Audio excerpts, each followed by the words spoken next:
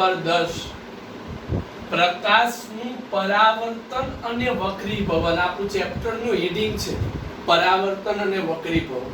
એ હમણાં થોડાક સમયમાં જોઈશું. પણ એમાં પહેલા એક પ્રશ્ન છે કે પ્રકાશ એટલે શું? નાનો એવો પ્રશ્ન પણ સમજવા જેવો. તો પ્રકાશ કોને કહીશું? તો આંખમાં સંવેદના ઉપજાવતા વિદ્યુત ચુંબકીય વિકિરણને આપણે શું કહીએ છીએ? તો કે પ્રકાશ કહીએ છીએ. સર, સંવેદના એટલે શું? તો એક નાનું એક ઉદાહરણ આપું કે આપણે રાત્રે બેડ ઉપર ઊંઘેલા હોય અને જો અચાનક આપણી લાઈટ, રૂમની લાઈટ જો ચાલુ થાય ને તો તરત આપણી આંખમાં સંવેદના ઉપજે. એટલે તરત આંખ ખુલે ખરી પણ પાછી બંધ થઈ જાય. એને આપણે શું કહીએ છીએ? સંવેદના કહીએ છીએ. તો એ સંવેદના ઉપજાવતા વિદ્યુત ચુંબકીય વિકિરણને આપણે શું કહીએ છીએ? તો કે પ્રકાશ કહીએ છીએ. ઓકે, તો તેનું સ્વરૂપ કયું? આ પ્રકાશ તો ખરો, પણ આ પ્રકાશ એની સાથેનો સવાલ છે સ્વરૂપ. સ્વરૂપ એટલે કે એનું રૂપ કેવું હોય? તો પ્રકાશ એ કયા સ્વરૂપે જોવા મળે છે? તો કે તરંગ સ્વરૂપે જોવા મળે છે. કયા સ્વરૂપે જોવા મળે છે? તો કે તરંગ સ્વરૂપ. તરંગ એટલે કે એક સીધી લાઈન સ્વરૂપે આપણને જોવા મળે છે. તો ક્લિયર થઈ ગયું? તો પ્રકાશ એટલે શું? તો કે આંખમાં સંવેદના ઉપજાવતા વિદ્યુત ચુંબકીય વિકિરણને પ્રકાશ કહીએ છીએ. આ પ્રકાશ એ કયા સ્વરૂપે જોવા મળે છે? તો પ્રકાશ આપણને કયા સ્વરૂપે? તરંગ સ્વરૂપે જોવા મળે છે. ઓકે, ચાલો બીજો પ્રશ્ન છે. કોઈ પણ વસ્તુ, આ પ્રશ્ન પૂછાતા નથી પણ સમજવા જરૂરી. કોઈ પણ વસ્તુ આપણે સાથી દેખાય છે. કોઈ પણ વસ્તુ આપણને કેવી રીતે જોઈ શકાય? હવે ઘણી વખત આપણે દૂરથી જોઈએ તો વસ્તુ આપણને કેવી રીતે જોઈ શકાય? તો કોઈ પણ વસ્તુ પર એક ઉદાહરણ લઈએ અને પછી આપણે લખાણ લઈએ કે દાખલા તરીકે આ આપણી વસ્તુ છે. આ આપણી વસ્તુ છે. હવે આ વસ્તુ આપણને અંધારામાં નથી દેખાતી ને અજવાળામાં જ દેખાય છે.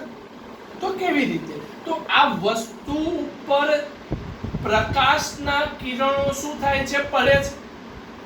આ વસ્તુની સપાટી પર પ્રકાશના કિરણો અથડાઈને પાછા પરાવર્તિત થાય ત્યારે જ આપણે વસ્તુ શું કરી શકીએ છીએ? જોઈ શકીએ છીએ. યાદ રહેશે, કોઈ પણ વસ્તુ આપણને ક્યારે દેખાય? તો જ્યારે એ વસ્તુ ઉપર પ્રકાશ શું થાય? પડે.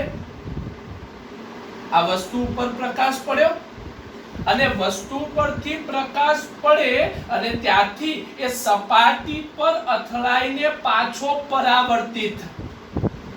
શું થશે? પરાવર્તિત થશે. ત્યારે આપણે વસ્તુ શું કરી શકીએ છીએ? જોઈ શકીએ છીએ. ક્લિયર? 2 પોઈન્ટ. પ્રકાશ એટલે શું? એનું સ્વરૂપ કેવું હશે? આ વસ્તુ સાથી દેખાય છે. કોઈ પણ તમને પૂછશે કે કોઈ પણ વસ્તુ ક્યારે જોઈ શકાય? તો જ્યારે એ વસ્તુ પર પ્રકાશ શું થાય છે? આપાત થાય છે. ત્યારે તે વસ્તુ પરથી પ્રકાશ અથડાઈને, અહીંયા પ્રકાશ અથડાય છે અને અથડાઈને પાછો ફરે ત્યારે આપણે એ વસ્તુ જોઈ શકીએ છીએ. આગળ વધીએ. પ્રશ્ન નંબર 3. પ્રકાશના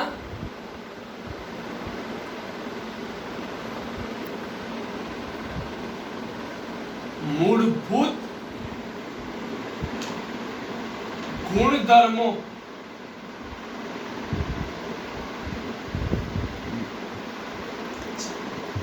પ્રકાશના મૂળભૂત ગુણધર્મો. આ પ્રશ્ન કદાચ આખો નથી પૂછાતો પણ આમાંથી એમસીક્યુ પૂછાય છે. શું પૂછાય છે?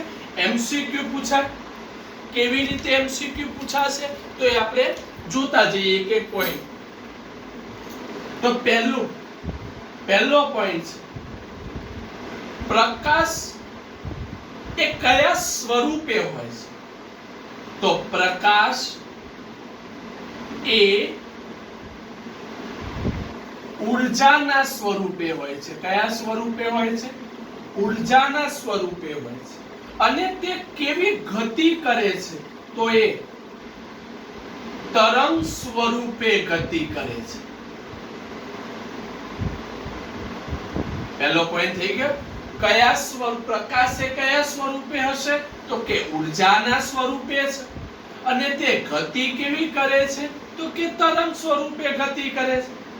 ઓકે, આગળનો પોઈન્ટ પ્રકાશના તરંગો કેવા તરંગો છે? પ્રકાશના તરંગો હમણાં જોયા ને આપણે. પ્રકાશના તરંગો કેવા તરંગો છે? તો કે પ્રકાશના તરંગો એ વિદ્યુત ચુંબકીય તરંગો છે. કેવા તરંગો છે? વિદ્યુત ચુંબકીય તરંગો છે. આ તરંગને ધ્યાનથી સાંભળજો. આ તરંગને પ્રસરવા માટે માધ્યમની જરૂર નથી.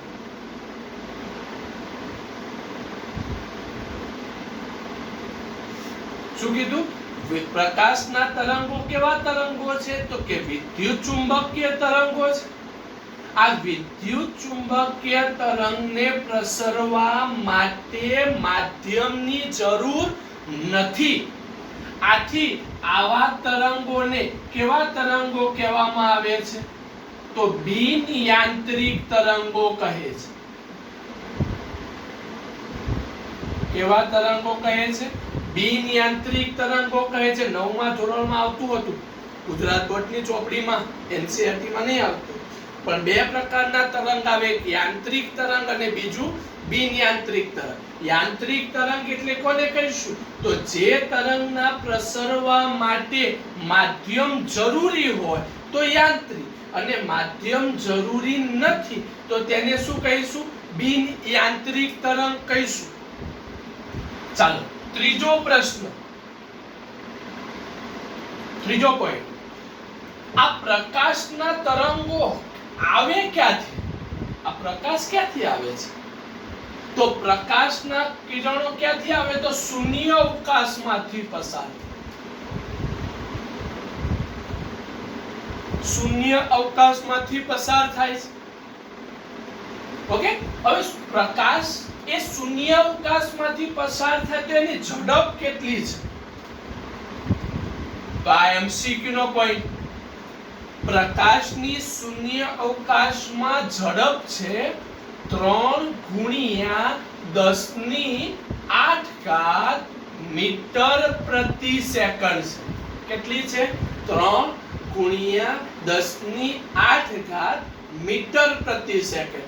હવે ખબર પડી ગઈ ને અહીંયા માધ્યમ કેમ જરૂરી નથી? કારણ કે પ્રકાશ શૂન્ય અવકાશમાંથી પસાર થઈને આવે છે.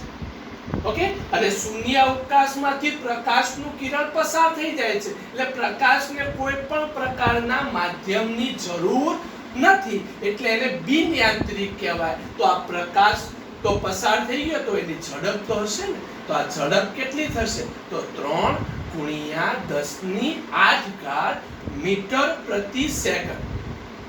ઓકે, એક ચોથો પ્રશ્નની શરૂઆત, ચોથો પોઈન્ટની શરૂઆત કરતા પહેલા એક નાનું ઉદાહરણ લઈએ.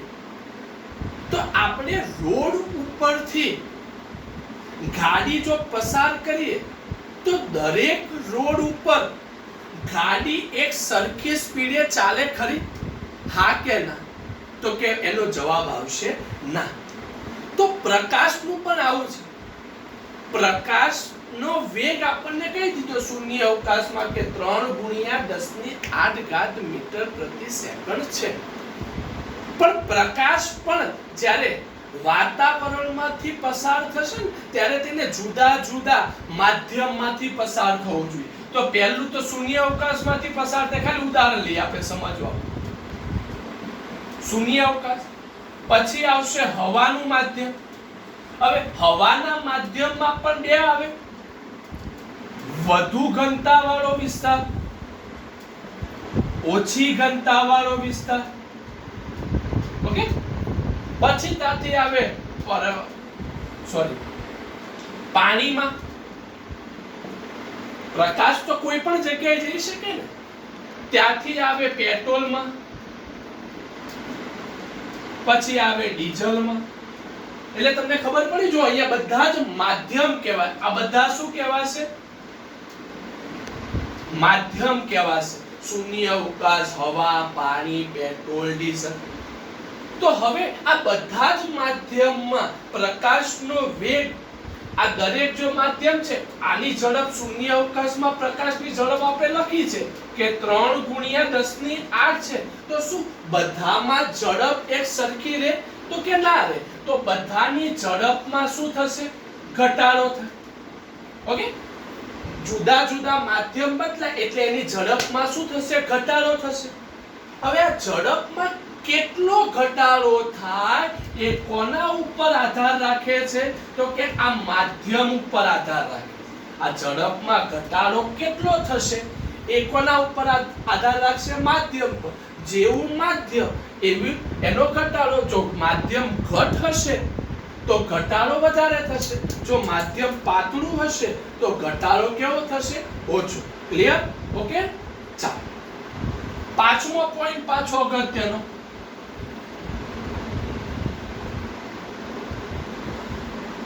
દ્રશ્ય પ્રકાશની તરંગ લંબાઈ. દ્રશ્ય પ્રકાશની તરંગ લંબાઈ. તરંગ લંબાઈ એટલે આપણે 9મા ધોરણમાં ભણેલા, જો ખબર હોય તો. તરંગ લંબાઈને લેમ્બડા વડે દર્શાવતા. કોના વડે? લેમ્બડા. ઊંધો વાય. અથવા તરંગ લંબાઈ શું માપવા માટે વપરાય? તો કે અંતર માપવા માટે. ઓકે, અંતર માપવા માટે વપરાય છે. ઓકે, તો દ્રશ્ય પ્રકાશ, આપણે પ્રકાશને જોઈ શકીએ. દ્રશ્ય એટલે જોવું, પ્રકાશને. તો દ્રશ્ય પ્રકાશની તરંગ લંબાઈ એટલે કે એનું અંતર કેટલું હશે? તો દ્રશ્ય પ્રકાશની તરંગ લંબાઈ 4 × 10⁻⁷ મીટર થી 8 × 10⁻⁷ મીટર હશે. કેટલું હશે? 4 × 10⁻⁷ મીટર થી 8 × 10⁻⁷ મીટર. અથવા આ મીટરમાં લખેલું છે. ઘણી વખત તમને પરીક્ષામાં એંગસ્ટ્રોમમાં માંગે છે. તો કેવી રીતે? તો 4000 એંગસ્ટ્રોમ થી 8000 એંગસ્ટ્રોમ સુધી એનું મૂલ્ય હોય છે. આ એક આઈએમપી અને નાનો એવો એમસીક્યુ. ઓકે, તો જુદા જુદા આપણે પ્રકાશના મૂળભૂત ગુણધર્મ આપણે જુદા જુદા જોઈ લીધા. એમાં મહત્વનો પોઈન્ટ જો કહી દીધા છે. એક આ એમસીક્યુ માં પૂછાશે. ક્લિયર? ઓકે, તો હવે આપણે આગળ વધીએ. દેખાય છે ને બધાને? આગળ વધીએ. પ્રશ્ન નંબર 4. સવાલ એવો છે, પ્રકાશનું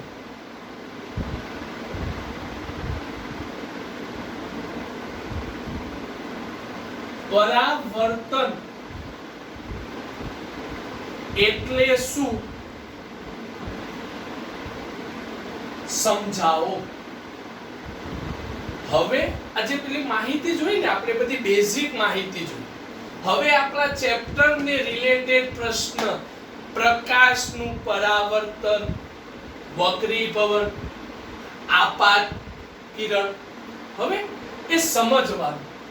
એક તમને ઉદાહરણ આના પૂરતું તમને આપી દઉં. પરાવર્તન એટલે એને કહેવાય પાછું ફરવું. સાંભળજો, શબ્દ ધ્યાનથી સાંભળજો, અને શબ્દ જ ખબર પડવી જોઈએ. તમને વ્યાખ્યા બધી એમને આવશે. પરાવર્તન એટલે પાછું ફરવું.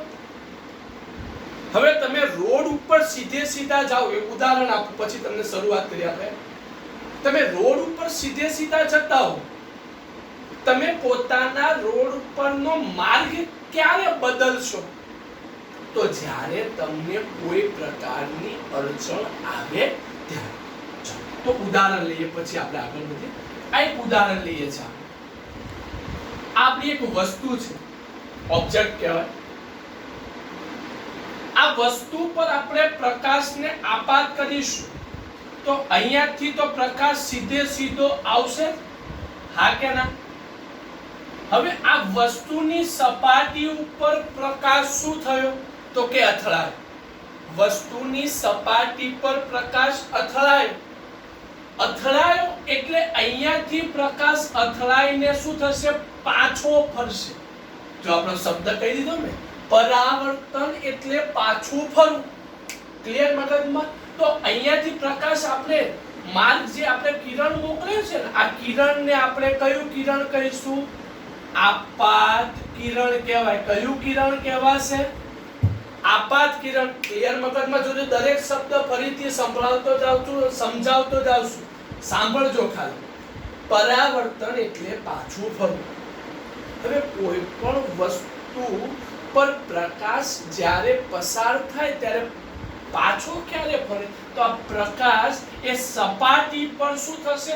અથડાશે. ત્યારે પ્રકાશનું કિરણ શું થશે? પાછું ફરશે.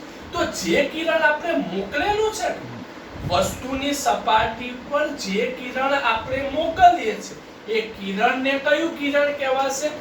આપાત કિરણ. હવે એ વસ્તુની સપાટી ઉપર પ્રકાશ અથડાઈને પાછો ફરે છે, તો એવા કિરણને કયું કિરણ કહીશું? તો પરાવર્તિત કિરણ. હા કે ના? કમ્પ્લીટ ખબર પડી ગઈ? આપાત કિરણ, આ બધી જ કિરણ ક્યારે શું થાય એ તમને ખબર હોવી જોઈએ. ઓકે, તો આગળ વધીએ હવે આપણા સવાલ તરફ. તો પ્રકાશનું પરાવર્તન એટલે શું? વ્યાખ્યા લખવાની છે અને સમજાવવાનું છે. તો પરાવર્તન એટલે પાછું ફરવું. તો એની વ્યાખ્યા શું થશે? તો જોજો, વ્યાખ્યા જોજો.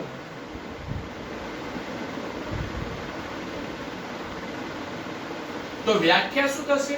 તો કોઈ વસ્તુ પર, આના ઉપરથી વ્યાખ્યા લખવાની. જોજો, કોઈ વસ્તુ પર પ્રકાશ શું કરતા?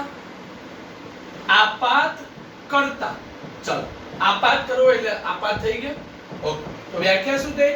કોઈ વસ્તુ પર પ્રકાશ શું કરતા? આપાત કરતા. હવે શું થાય છે? એ સપાટી પર શું થાય? શું થશે? અથડાય. તો કોઈ વસ્તુ પર પ્રકાશ આપાત કરતા વસ્તુની સપાટી પરથી અથડાઈને પ્રકાશને પાછા વળવાની ઘટનાને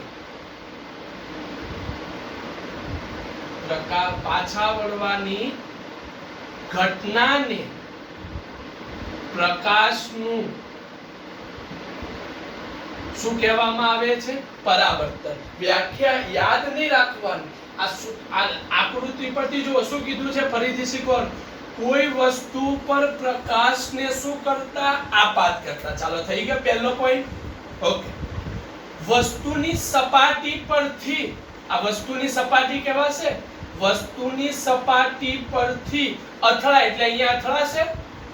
ઓકે, અથડાઈને પ્રકાશ શું થશે? પાછો ફરે. તો પ્રકાશની પાછા વળવાની ઘટનાને પ્રકાશનું શું કહેવામાં આવે છે? પરાવર્તન કહે છે. ક્લિયર મગજમાં? હા કે ના? ઓકે, તો આ પ્રકાશના પરાવર્તન એવું થોડી છે કે પરાવર્તન એટલે સીધું જ જાય. તો એના ઉપરથી 2 પોઈન્ટ છે. પ્રકાશના પરાવર્તનના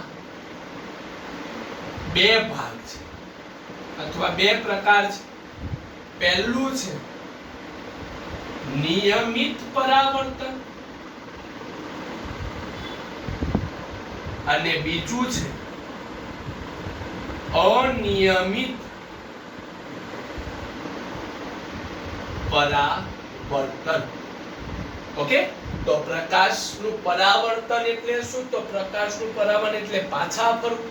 ક્યારે પાછો ફરે પ્રકાશ? તો જ્યારે પ્રકાશ સપાટી પર અથડાય છે ત્યારે. ઓકે, હવે અથડાય એટલે સર સીધું જાય કે આમ તેમ ફરશે? તો એના પરથી પાછા 2 પ્રકાર છે, નિયમિત અને અનિયમિત. ઓકે, તો નિયમિત અને અનિયમિત આપણે પછીના પ્રશ્નમાં જોઈશું. ઓકે, આગળનો પ્રશ્ન છે પ્રશ્ન નંબર 5, નિયમિત પરાવર્તન અને અનિયમિત પરાવર્તન. જો નિયમિત પરાવર્તન પાક્કું આવડી જાય તો અનિયમિત પરાવર્તન તો 100% આવડે. હવે નિયમિત પરાવર્તન કેવું છે? આ વ્યાખ્યા લખી દીધી છે, પણ આપણે પહેલા એનું ઉદાહરણ જોઈએ. આ સપાટી કેવી છે? આ સપાટી છે. આ સપાટી કેવી છે? તો સમતલ છે. સમતલ એટલે તો સીધી હોય એને સમતલ કહેવાશે. તો જ્યારે પ્રકાશનું સમાંતર, સમાંતર એટલે આ સમાંતર કહેવાય. એકબીજાને કેવું હોય? સરખું, તો એને સમાંતર. તો જ્યારે પ્રકાશનું સમાંતર કિરણપુંજ, હવે ઘણા છોકરાને કિરણપુંજમાં ખબર નથી પડતી. કિરણપુંજ એનો મતલબ કિરણોનો સમૂહ કહેવાય. શું કહેવાય? કિરણોનો સમૂહ. એક હોય તો ન કહેવાય, પણ એક કરતા વધારે હોય તો એને કિરણપુંજ કહેવાશે. જો વ્યાખ્યા સમજાવતો જાઉં છું. જ્યારે પ્રકાશનું સમાંતર કિરણપુંજ ઝડપથી સમતલ કે લીસી સપાટી, આ ત્રણમાંથી કદાચ ભૂલી જાવ તો ચાલશે, પણ દરેક પોઈન્ટનો મહત્વનું જે તમને કહેતો જાઉં છું. તો આટલે સુધી ફરીથી વ્યાખ્યા. જ્યારે પ્રકાશનું સમાંતર કિરણપુંજ, આકૃતિ જ મોઢે કરો, બધું જ આવડી જાય. ચેપ્ટરમાં આકૃતિ મોઢે કરશો ને તમને બધું જ આવડી જશે. તો જ્યારે પ્રકાશનું સમાંતર કિરણપુંજ, સમાંતર એટલે એકબીજાને સરખા અંતરે ચળકતી સમતલ કે લીસી સપાટી પર શું થાય છે? આપાત. જેમાં શીખવાડ્યું તમને, આપાત એટલે આવે, એને આપાત કહેવાય. ત્યારે પરાવર્તિત પ્રકાશનું કિરણપુંજ, આપાત તો કર્યા જ છે આપણે. ઓકે, હવે સપાટી ઉપર અહીંયા અથડાઈ ગયા. ઓકે, અથડાઈને પરાવર્તિત થશે ત્યારે પરાવર્તિત પ્રકાશનું કિરણપુંજ ચોક્કસ દિશામાં કેવું રહે છે? સમાંતર. મતલબ અથડાઈને હવે પરાવર્તન થશે ને, આ પરાવર્તન થશે તો બધા જ કિરણો ફરી પાછા પરાવર્તિત કિરણો, બધા જ કિરણો એકબીજાને કેવા રહેશે? સમાંતર રહેશે. તો પ્રકાશના આ પ્રકારના પરાવર્તનને કેવું પરાવર્તન કહેવામાં આવે છે? નિયમિત પરાવર્તન કહે છે. ક્લિયર મને? તો ફરીથી વ્યાખ્યા શીખવાડો આકૃતિ પરથી. જ્યારે પ્રકાશનું સમાંતર કિરણપુંજ, જ્યારે પ્રકાશનું સમાંતર કિરણપુંજ લીસી, ચળકતી કે સમતલ સપાટી પર શું થાય છે? આપાત. ત્યારે પરાવર્તિત કિરણ, ત્યારે પરાવર્તિત પ્રકાશનું કિરણપુંજ એટલે કે આ બધા જ કિરણ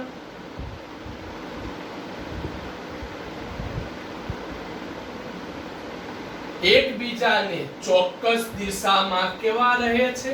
સમાંતર રહે છે. તો પ્રકાશના આ પ્રકારના પરાવર્તનને કેવું પરાવર્તન કહેવાશે? નિયમિત પરાવર્તન કહેવાશે.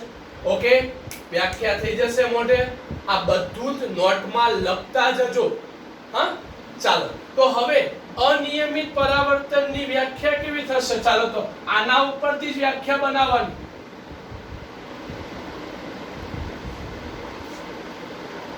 જોજો, આમાં વ્યાખ્યા છે, એવી જ વ્યાખ્યા બનાવવાની. કયા કયા પોઈન્ટ બદલવાના છે હું તમને કહેતો જઈશ. તો આમાં કેવું હતું? જ્યારે પ્રકાશનું સમાંતર કિરણપુંજ, આ તો છે, આ તો બેઠું લખી દો. તો જ્યારે પ્રકાશનું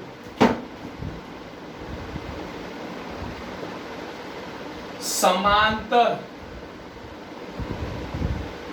કિરણપુંજ, જો શબ્દ પરથી ખબર નિયમિત છે એટલે સપાટી સમતલ હશે, તો અનિયમિત છે તો સપાટી કેવી હશે?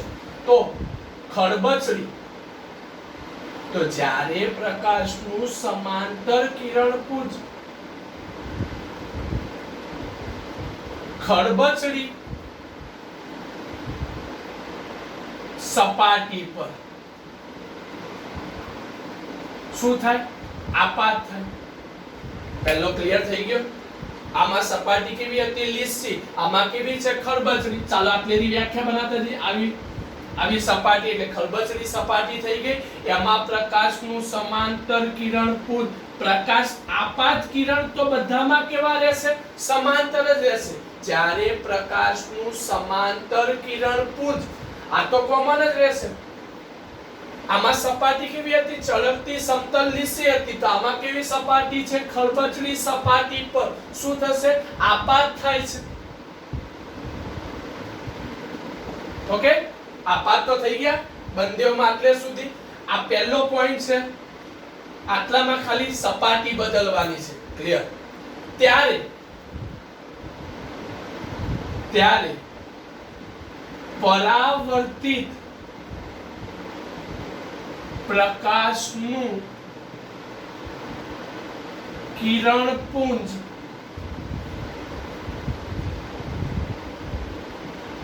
ચોક્કસ દિશામાં રહેતું નથી. મતલબ શું છે? રહેતું નથી મતલબ તો જ્યારે અનિયમિત સપાટી, ખડબચડી સપાટી છે ત્યારે આપાત કિરણ તો સરખા જ છે, પણ પરાવર્તિત કિરણ કેવા છે? જુદા જુદા. ઓકે, એટલે આપાત કિરણ સરખા રહેશે, પરંતુ પરાવર્તિત પ્રકાશનું કિરણપુંજ જેમાં કેવું હતું? જો પરાવર્તિત એટલે અહીંયા ચોક્કસ રહેતું હતું, અહીંયા ચોક્કસ દિશામાં રહેતું નથી, પરંતુ સમગ્ર વિસ્તારમાં શું થઈ જાય છે? ફેલાઈ જાય છે.